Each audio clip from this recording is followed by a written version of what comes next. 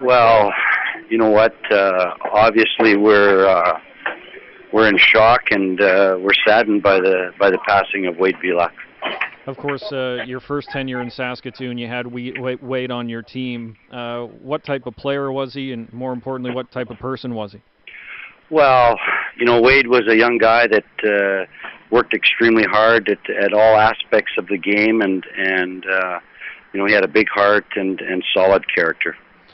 Was he just one of those guys who led by example for your team back in Saskatoon? There was that run in the playoffs in the early 90s there where he was an integral part. Well, you know what? He was a big, strong kid, and you know, in those days we had a tremendous defense, and he was a part of it. But you know, it's a difficult day for all of us within our organization. What's your overall thought on what's happened this summer with so much tragedy in the NHL?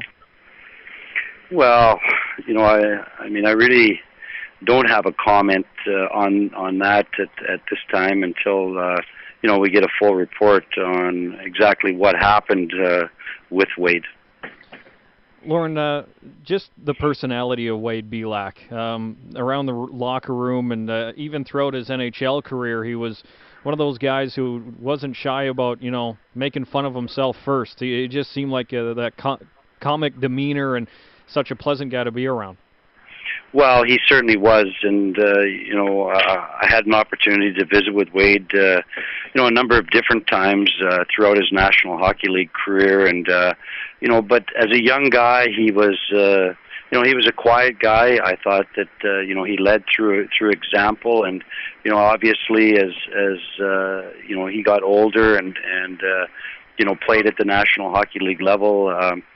You know, I think maybe he started to open up a little bit, and you know, just watching him on you know, off the record on TSN, you know, he was very outspoken and kind of funny. When was the last time you were able to see Wade or talk to him? Well, it's been a number of years, and you know, it's very difficult. It's a very difficult day for all of us right now. What about his upbringing? Of course, you would have been around when in North Battleford and scouted him and things like that with your time with the Blades. And what would you say to his family right now?